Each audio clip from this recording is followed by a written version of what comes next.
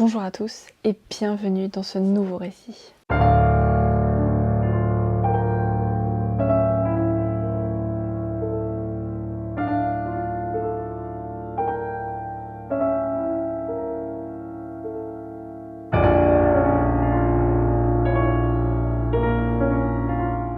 Partons en Grèce découvrir l'histoire complète d'une créature qui me tient à cœur de vous présenter, celle de Méduse.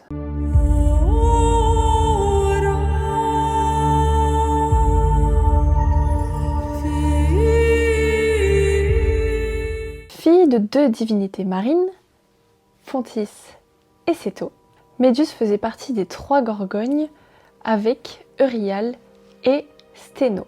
Les gorgognes étant des créatures laides avec l'apparence d'un serpent, ce n'était pas le cas de Méduse. En effet, elle était d'une beauté sans pareille. Malheureusement, cela va lui porter préjudice et vous allez vite comprendre pourquoi.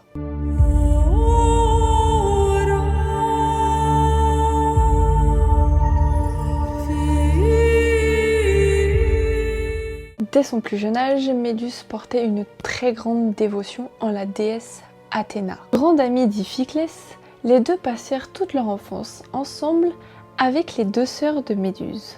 Plus les années passèrent et plus Méduse devenait sublime. Iphiclès, un peu naïf face à ce spectacle, fut une proie très facile pour Eros, le dieu de l'amour, et tomba fou amoureux de la jeune femme. C'est évidemment qui lui déclara sa flamme. Celle-ci l'aimait beaucoup, mais son plus grand souhait était de devenir grande prêtresse d'Athéna. De ce fait, elle devait renoncer à toute tentation. En effet, l'une des principales exigences pour devenir grande prêtresse aux côtés d'Athéna était la pureté absolue, donc de rester vierge, tout comme leur déité. Sa dévotion était tellement parfaite que cela attirait de plus en plus d'adeptes aux côtés d'Athéna.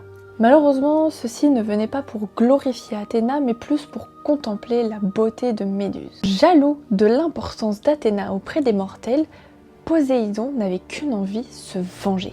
Vous vous doutez bien que le dieu des océans compte bien s'attaquer à la personne qui offre la plus belle des dévotions, à Athéna. Ignorant que le dieu la surveillait, lors d'une balade en bord de mer, Poséidon, caché parmi les vagues, bondit d'un seul coup devant Méduse. Il tenta de la séduire par tous les moyens, mais rien n'y fait. Méduse était beaucoup trop fidèle à sa déité. Fou de rage, il la saisit par le bras, tentant d'exécuter sa vengeance, mais celle-ci réussit tout de même à s'échapper et à se réfugier dans le temple d'Athéna. Iphiclès, voyant la scène, tenta de s'interposer entre les deux, retenant le dieu de la mer, mais rien n'y fait. Le jeune homme fut propulsé au sol. Poséidon entra dans le temple et retrouvit Méduse près de l'autel d'Athéna, s'approcha d'elle et commit l'irréparable. Il ôta la pureté de Méduse et cela dans le temple de la divinité. Méduse se sentait honteuse face à cet événement. Athéna, pensant que sa dévotion n'était que subterfuge pour attirer les hommes à elle, décida de punir son impureté. Oui, c'est Méduse qui fut punie. Et elle la transforma en une horrible créature. Iphiclès, reprenant ses esprits, entendit les sanglots de la Méduse. Il entra rejoindre la jeune femme, mais celle-ci, d'autant plus honteuse de son apparence, tenta de se cacher. Bouleversé et plein d'empathie, il l'approcha et la retourna vers lui. Méduse, surprise de la situation, ils se regardèrent tous deux droit dans les yeux, ce qui changea Iphiclès en pierre. Rempli de détresse et de désespoir, Méduse prit la fuite, loin de son village. Vous l'aurez compris, sa punition ne concernait pas uniquement son apparence. Chaque personne qui croisait son regard était pétrifiée à l'instant même. Le peuple la craignait et tout le monde souhaitait sa mort. Ne voulant blesser personne, Méduse s'isola dans un vieux temple abandonné. Ce temple était ni plus ni moins des vieilles bâtisses d'un temple dédié à Athéna. Étant une femme dévouée et fidèle à elle-même, elle reprit sans plus attendre le culte voué à Athéna. C'est mon orteil.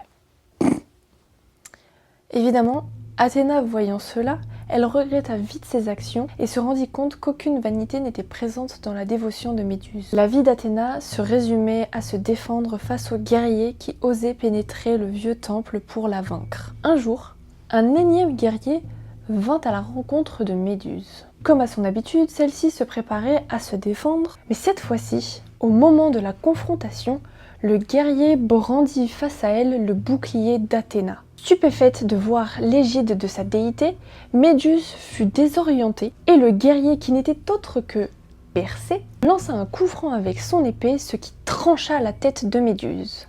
Une fois vaincu, Persée donna alors le bouclier et la tête de Méduse à Athéna. De son sang naquit Chrysaor et Pégase.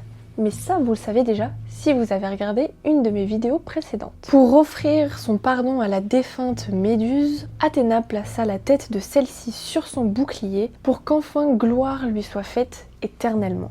Nul besoin de vous dire qu'aujourd'hui, Méduse est une créature iconique qui est représentée dans de nombreux endroits. On en vient jusqu'à utiliser son visage pour des logos de marques de luxe comme Versace, ainsi que dans de nombreuses histoires comme Percy Jackson, forcément, vu qu'on parle de Persée.